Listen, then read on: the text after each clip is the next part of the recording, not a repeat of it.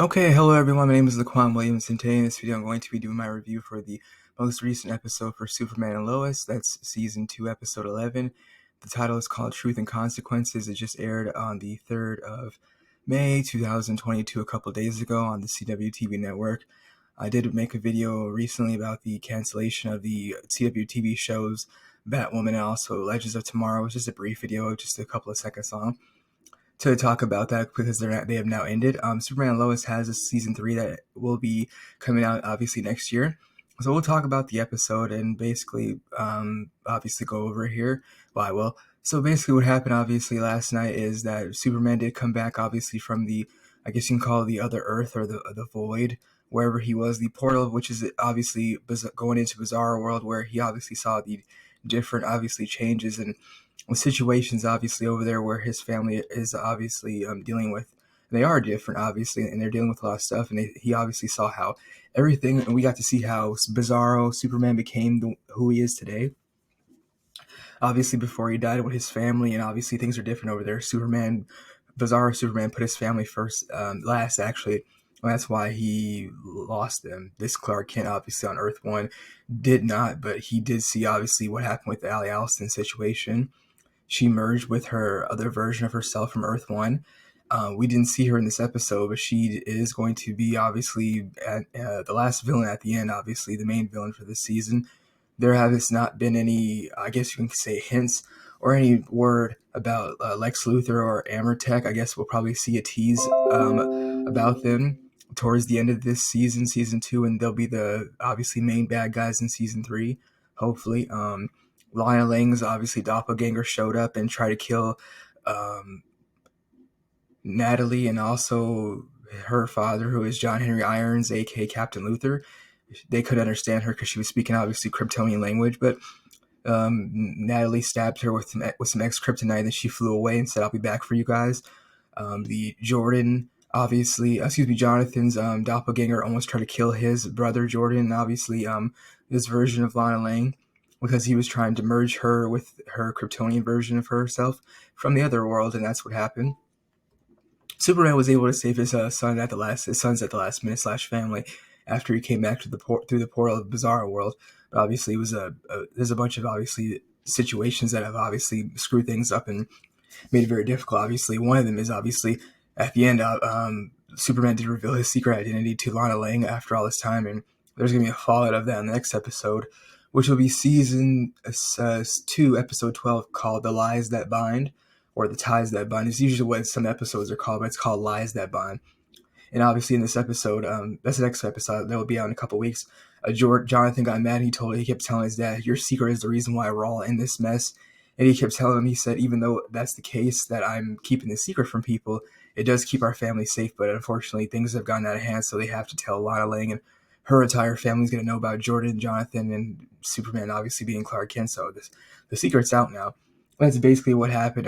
There was no sightings of Allie Allison. Like I said, there's going to be a situation in the next episode where Morgan Edge is going to be, I guess it's looking like he's going to be released possibly, or he's going to be coming to the aid to help his brother, obviously Superman.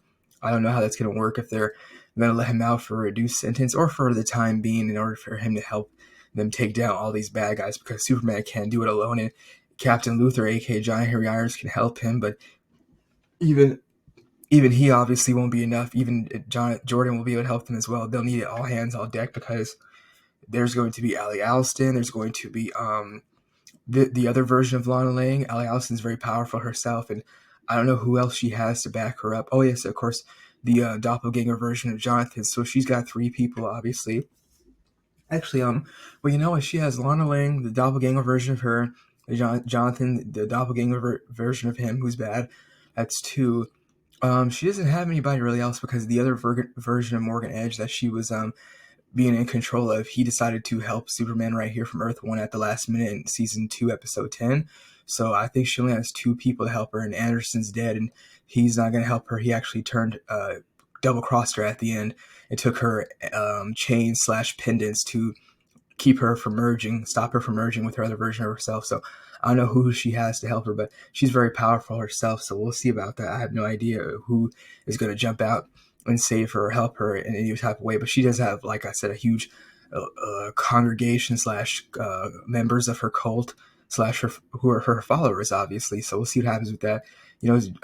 Obviously this version of Jonathan, the doppelganger version, he was way more evil than anything we've seen.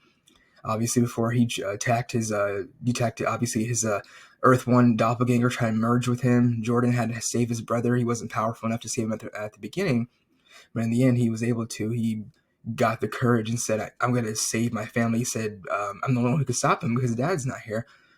Superman obviously was unfortunately stabbed with kryptonite by the Earth 2 version of Jonathan. He stabbed him like repeatedly with it. Actually, no, he didn't stab him. There was an explosion. I don't know how he did it, but the explosion where he shot his he shot fire out of his mouth like a dragon, and he shot it at Lana Lang. Superman obviously jumped in to protect her, and when the explosion happened from the gas tank, there were shards of kryptonite in Superman's chest, and then there was one piece left that the doppelganger version of Jonathan, the evil version, had in his hand. It was the biggest piece. He stabbed Superman in the chest with it, left him to die, obviously. I don't know how he did that with the explosion. It was very, obviously very creative and methodical, but how he did it, I have no idea. But all I saw was pieces of green glass. I was like, wait, that's not glass. It's obviously kryptonite. He knows it can hurt Superman, and he's obviously a Kryptonian himself, and that's what happened. XK is what they've been using to power themselves up, which is the yellow kryptonite, but the green version is one that hurts Superman. And obviously, it did, and Lana Lang had to get all the shards of the kryptonite out of Superman's whole entire body, his chest, obviously, before he died, and he was able to speed over to save Jonathan. They didn't show him jumping up in the air and flying towards the sun to be re-energized to get the toxins of the obviously kryptonite out of his body so he can be safe, because it slows down his breathing slash respiratory, obviously. I guess you could say his lungs. The obviously kryptonite's obviously very dangerous and it could kill him, and almost did. Lana Lang had to hurry up and get all the shards of kryptonite out of his chest, and he almost died. It was very unfortunate. He had to leave her there in order to save Jonathan and Jordan at the end from the doppelganger version of Jonathan from Earth, the Bizarro world, basically. That's basically what happened. It was a very good episode, obviously, that Jonathan was popping up. He scared Sarah. He knew how to get the family, the Clark Kent family, to react. He went after Sarah. He didn't do anything to Sarah. He scared her, but he did figure out, I can go get, obviously, Lana Lang. He had to find out where she was, though, obviously, because he knew that this Lana Lang obviously could merge with the other version of herself, which is obviously the Bizarro world evil version of her, to become more powerful, just like he tried to do with Jonathan. He told Lois Lane and Jonathan, Jordan, I'm here for him. And he looked at him. He's like, that's me. And obviously, Jonathan couldn't do anything. He froze, and Jordan had to try to save his brother, and that's basically what happened. It was a very good episode, probably one of the best I've seen in a couple of weeks. But the show is obviously very good. I don't have that many complaints, obviously, about it. It's been very fun and entertaining. I enjoy it, and it's very cool to see, obviously, Superman on a show that we haven't obviously seen in a while. The last one was Smallville. Smallville ended like in 2012, I believe. This is obviously completely different because Superman is on Smallville didn't really put the suit on and become Superman fully until the end of the show. He was regularly Clark Kent, but he was still a superhero, but he didn't put the suit on and fly around, obviously, and dub himself Superman until like that. I think it was the last episode, basically, of the series finale. That was basically it. And there was a version of Green Arrow on there too. But obviously, Green Arrow didn't have his own show until years later. Obviously, I think about 3 years later or something like that. Yeah, maybe about 3 or 4. Yeah, when Stephen Amell started playing the first season of Green Arrow. I think it was about 3, 4, possibly 5 years later. But I've seen all the episodes of Green Arrow for that whole series with Stephen Amell. It's been very fun. Well, it was very fun. Excuse me. There was talks about a revival of him coming back, but obviously that's probably not going to happen since they canceled the spinoff show where his kids and him and Felicity Smoke, obviously their son and their daughter, were going to take over William and I forgot her name, Mia Smoke, aka Mia Queen. That was canceled, obviously, just like with the Black Lightning spinoff show Painkiller. And other shows have been canceled. SuperMan&Lois. What was the show? SuperMan&Lois is fine. There's a season 3. The Flash will be ending next year after season 9. The Legends of Tomorrow was canceled. Batwoman was also canceled. So we'll see what happens with that. And the live action Powder Puff Girls show has been on the bubble. It's been temporarily canceled. They might bring it back. I don't know. But after Chloe Bennett, who played Sky, aka Quake, aka Earthquake, on the Legends, excuse me, the Agents of Shield show, she left the show as one of the main characters. So I don't know. I think she was playing Blossom. I can't remember. She's gone, and that's on the bubble. So CWTV network, they're being sold. Warner Brothers, aka Warner Media, is about to sell them. Warner Media. So they're canceling shows left and right. Who knows if what else will be canceled? Like, I guess I don't know if Stargirl will be canceled or Naomi. You never know. Obviously, they just canceled Legends of Tomorrow and Batwoman, so they could cancel those other shows as well. I don't know. As far as Superman&Lois right now, it's currently safe for a third season, which has been renewed. That was about 2 weeks ago, 2.5 to 3 weeks ago, something like that. It's been about a month since the news came out with the renewals for Superman&Lois and also The Flash, with The Flash getting its last and final season, which will be season 9. Apparently that's going to be reduced. I don't know how many episodes it will be reduced to, possibly 12, maybe 10. I said that might happen with the Legends of Tomorrow if it was going to get the show and the actors were going to get their last season, which is season 8. The show obviously has over 100 episodes, so they are syndicated, so all of the cast and crew will be paid for all those episodes.